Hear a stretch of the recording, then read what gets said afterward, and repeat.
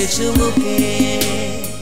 সুপ্রিয় দর্শক, আজকে আমাদের মাঝে উপস্থিত রয়েছেন ইন্টারন্যাশনাল বডি বিল্ডিং জাজ এবং বিডি মাসেল শো এর অর্গানাইজিং কমিটির অন্যতম সদস্য ও মিডিয়া প্রধান নুরুল ইসলাম খান নাইম। শুভ সকাল, কেমন আছেন?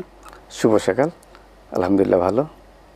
আচ্ছা, শুরুতে একটু জানতে চাই বডি মাসেল শো সম্বন্ধে আপনাদের কাছে, যে এই বডি মাসেল শো গুলো কিভাবে আসলে পরিচালিত হচ্ছে।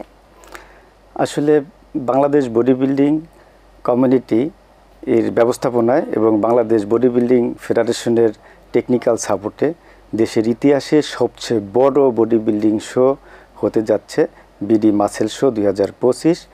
এটা হতে যাচ্ছে 25, 26, 27 মে আইসিসিবি বসুন্ধরায়। তো এটা 4টি ক্যাটাগরিতে 4টি ইভেন্টে অনুষ্ঠিত হবে। Body building, men's physique, men's classic physique এবং ডেনিম জিন্স। টোটাল 13টি ক্যাটাগরির মোট 72 জন প্রতিযোগীকে আমরা পুরস্কৃত করব। আর এটা ওভারঅল ক্যাটাগরিতে অনুষ্ঠিত হবে, মানে বডি বিল্ডিংটা আবার ওভারঅল ক্যাটাগরিতে অনুষ্ঠিত হবে।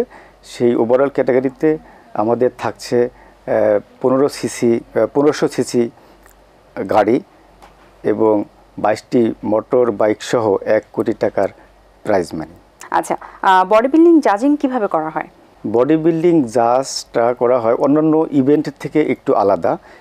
বডি বিল্ডিং জাজিংটা 11 জন জাজ প্যানেলের মাধ্যমে করা হয়। 11 জন জাজের মধ্যে জাজের চেয়ারম্যান, জাজের সেক্রেটারি এবং চিফ জাজও থাকে। তো 11 জন জাজ এই বডি বিল্ডিং কম্পিটিশনটাকে জাজিং করে থাকে। তো বডি বিল্ডিং অ্যাথলেটকে একজন জাজ, সে আপনার হেড, নেক, ট্রাপিজিয়াস, পেক্টোরালস, ল্যাটিসিমাস ডরসাই, ইনফ্রাস্পাইনেটাস, রেক্টাস অ্যাবডোমিন, থাই, কাপস, গ্লুটিয়াস মাসেল, কাফস মাসেল ইত্যাদি দেখে থাকে। এবং এই মাসেলগুলো বিভিন্ন হেড থাকে, যেমন inner head, outer head, middle head থাকে। এই মাসেলগুলা কতটুকু ডেভেলপমেন্ট, যেমন এই মাসেলগুলার সিমেট্রি, তারপরে definition, skeleton structure, muscle development, হ্যাঁ, স্টেজ প্রেজেন্টেশন, তারপরে পোজিং, এর উপরে কিন্তু তারা মার্কডাউন করে থাকে। মিস্টার বাংলাদেশ ও মিস্টার ঢাকা খেতাব আসলে কারা জিতে থাকেন বা কারা পান? আচ্ছা, মিস্টার বাংলাদেশ এবং মিস্টার ঢাকা একটা খেলায় কিন্তু কয়েকটা ডিসিপ্লিনে অনুষ্ঠিত হয়, যেমন men's body building, men's physique, হ্যাঁ, এগুলা অনুষ্ঠিত হয়। কিন্তু মিস্টার বাংলাদেশ শুধু তারাই হয় যারা মেন্স বডি বিল্ডিংয়ে অংশগ্রহণ করে, সিনিয়র মেন্স বডি বিল্ডিংয়ে যারা অংশগ্রহণ করে।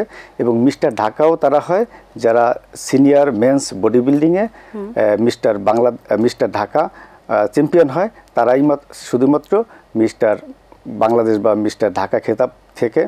এবং যারা 40 বছরের উপরে যারা অংশগ্রহণ করে, এটা মাস্টার্স বাংলাদেশ বলে, তারা আবার মাস্টার্স বাংলাদেশ বলে। এবং যারা মেন্স ফিজিক বা অন্যান্য ইভেন্টে, অন্যান্য ক্যাটাগরিতে অংশগ্রহণ করে, তাদের কিন্তু মিস্টার বাংলাদেশ খেতাব না। আচ্ছা, mister Dhaka body building championship কবে অনুষ্ঠিত হবে এবং কি কি ডিসিপ্লিন এখানে মেনটেন করতে হবে? আচ্ছা, মিস্টার ঢাকা আমরা আশা করছি যে নভেম্বরের মধ্যেই অনুষ্ঠিত হতে যাচ্ছে। Mister Dhaka men's body building, men's physique এবং মাস্টার্স বডি বিল্ডিং ক্যাটাগরিতে মোট 12টি ক্যাটাগরিতে অনুষ্ঠিত হবে। যারাই আসলে এখানে পার্টিসিপেট করতে চান, তারা আসলে তো ওই সময়টা তো নির্ধারণ সময় একটা থাকবেই, যে এই সময়ের মধ্যে তারা অ্যাপ্লিকেশন করতে পারবে। এছাড়া আপনারা কি কি দিক বিবেচনা করবেন আসলে বডি বিল্ডিং এর ক্ষেত্রে? বডি বিল্ডিং এর ক্ষেত্রে আমরা অলরেডি যে বিডি মাসেল বয়স সীমা আছে কিনা?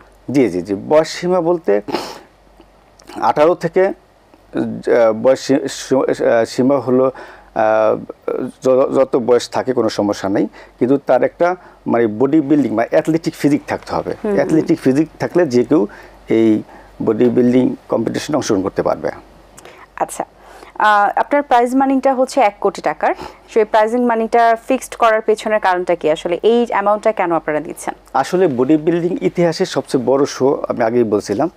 তো বাংলাদেশে বডি বিল্ডিংয়ে এত প্রাইজ মানি কখনো দেওয়া হয়নি। অন্যান্য খেলাগুলোতেও দেখবেন মোটামুটি একটা লেভেল বেস করতে চাচ্ছি আমরা, যেমন ক্রিকেট, ফুটবল অনেক বড় বাজেটের খেলা হয়। তো আমরাও বডি বিল্ডিংটা সেই লেভেলে নিয়ে যাওয়ার জন্যই এই প্রয়াস আমাদের। এখানে একজন যে ওভারঅল চ্যাম্পিয়ন হবে সে কিন্তু প্রায় 25 লাখ টাকার মতো পাবে, একটা 15 সিসি ব্র্যান্ড নিউ কার এবং একটা 150 সিসি মোটরসাইকেল এবং অন্যান্য উপহার তো পাবেই।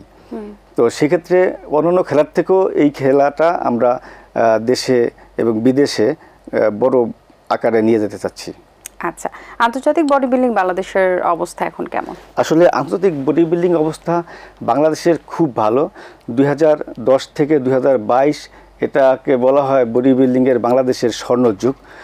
বডি বিল্ডিং আইএফবিবি ওয়ার্ল্ড বডি বিল্ডিংয়ের বাংলাদেশে সিলভার মেডেল এবং এশিয়ান বডি বিল্ডিং অ্যান্ড ফেডারেশনের সিলভার মেডেল এবং আইএফবিবি প্রো লিগে প্রো কার্ডধারী হয়েছে বাংলাদেশ এবং একাধিক স্বর্ণপদক এবং সিলভার মেডেল, ব্রোঞ্জ মেডেল অর্জন করেছে। বিডি মাসেল শোয়ের যে পার্টিসিপেশনটা আপনারা আসলে চিন্তা করছেন, যে আশা করছেন, কেমন আশা করছেন একটু ব্যাপারে জানতে চাই। বিডি মাসেল শোতে আমরা বাংলাদেশ আনসার, বাংলাদেশ পুলিশ, বাংলাদেশ সেনাবাহিনী, ইউনিভার্সিটি সহ বিভিন্ন ক্লাব সংস্থার প্রায় 450টি ক্লাব বা প্রতিষ্ঠান অংশগ্রহণ করবে এবং এর থেকে আমরা 1500 পার্টিসিপেন্ট আশা করছি, কারণ এই খেলাটি অনেক প্রচারিত হচ্ছে। আমরা থানা পর্যায়েও এই খেলার প্রচারণা অলরেডি চালিয়ে যাচ্ছি। আচ্ছা, আর কি কি পুরস্কার থাকছে এখানে? পুরস্কার থাকছে আমাদের হলো, তো আমরা বললাম ব্র্যান্ড নিউ কার যে ওভারঅল চ্যাম্পিয়ন, 20টি মোটর বাইক এবং ক্যাশ অ্যাওয়ার্ড, ক্রেস্ট মেডেল ইত্যাদি থাকছে।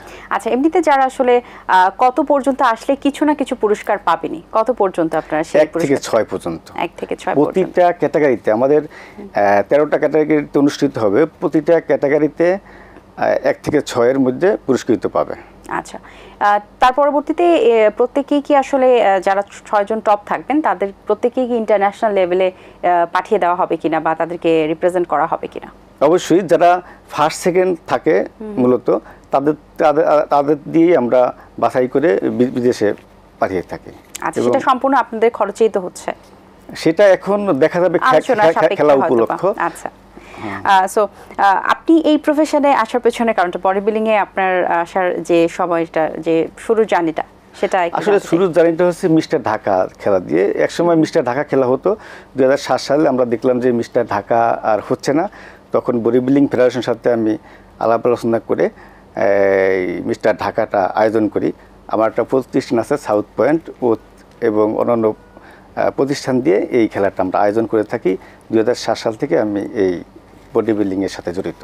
সো বাংলাদেশের প্রেক্ষাপটে আমরা বডি বিল্ডিং যে সেক্টরটা, এটাতে খুব একটা আসলে এরকম বড় পরিসরে কখনো দেখিনি এবং আমরা দেখতে চলেছি। আসলে এই ধরনের আয়োজন আসলে বডি বিল্ডিং এর সেক্টরে যারা আছেন তাদের জন্য কতটা ইন্সপিরেশন বয়ে আনে? আসলে বডি বিল্ডিং একটা ব্যয়বহুল খেলা। একটা পার্টিসিপেন্টকে প্রিপারেশন হতে গেলে ভালোভাবে সেই 5 থেকে 8 লাখ টাকা প্রয়োজন হয়।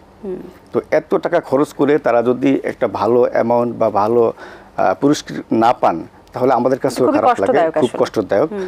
আর এই জন্যই আমরা এই ব্যাপকভাবে এই কাজটা করেছি যে অন্তত বডি বিল্ডিংটা থাকবে অন্যান্য খেলার সমান পর্যায়ে, যেটা ক্রিকেট, ফুটবল বলেন, হকি, এই সমান পর্যায়ে নিয়ে আসার জন্যই আমরা এই খেলাটা আয়োজন করতে যাচ্ছি। এবং এটার ক্ষেত্রে কিন্তু আসলে যারা এই সেক্টরটাতে ছিল, অনেকে সরে গেছেন বা অনেকে আসতে আগ্রহী, তারাও কিন্তু আসলে ইন্সপায়ার হবে এই ধরনের আয়োজন থেকে, আমরা মনে করি।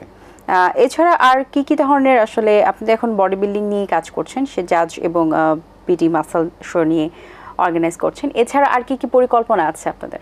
আমাদের পরিকল্পনা আছে, আমরা প্রতি বছর অনেকগুলা খেলা করব এবং এই খেলার মধ্য থেকে যারা চ্যাম্পিয়ন এবং রানার্স আপ হবে তাদের থেকে বাছাই করে আমরা যাতে বিদেশের মাটিতে পাঠাতে পারি এবং বাংলাদেশের নাম উজ্জ্বল করতে পারি। যেমন ওয়ার্ল্ড বডি বিল্ডিং, এবার আইএফবিবি প্রো লিগ এবং এশিয়ান বডি বিল্ডিং।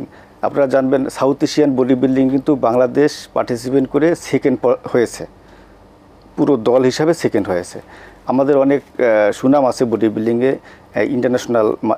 ইন্টারন্যাশনাল মাটিতে। তো আমরাও চেষ্টা করব যে এই বডি বিল্ডিং কম্পিটিশনগুলো করে বিদেশের মাটিতে বাংলাদেশের ভাবমূর্তি আরও উজ্জ্বল করব। জি অবশ্যই, সেই প্রত্যাশা আমাদের, এবং আপনার জন্য অনেক শুভকামনা রইল। ধন্যবাদ আপনাকে, ভালো থাকবেন সবসময়। জি, আপনাকে শুভকামনা, থ্যাংক ইউ। দর্শক, আশা করছি আজকের আয়োজন আপনাদের ভালো লেগেছে। আজ এই পর্যন্তই। আপনাদের সঙ্গে দেখা হবে আগামী পর্বে নতুন কারো সঙ্গে। সেই পর্যন্ত ভালো থাকুন, সুস্থ থাকুন এবং এটিএন বাংলার সাথেই থাকুন। আল্লাহ হাফেজ। দিন আসে দিন যায়, সময়টা চলে যায়, তবু আছি এই বেশ ভালো। জীবনটা রঙময়, যেভাবেই হওয়া চাই, নয় কবু সাদা কালো।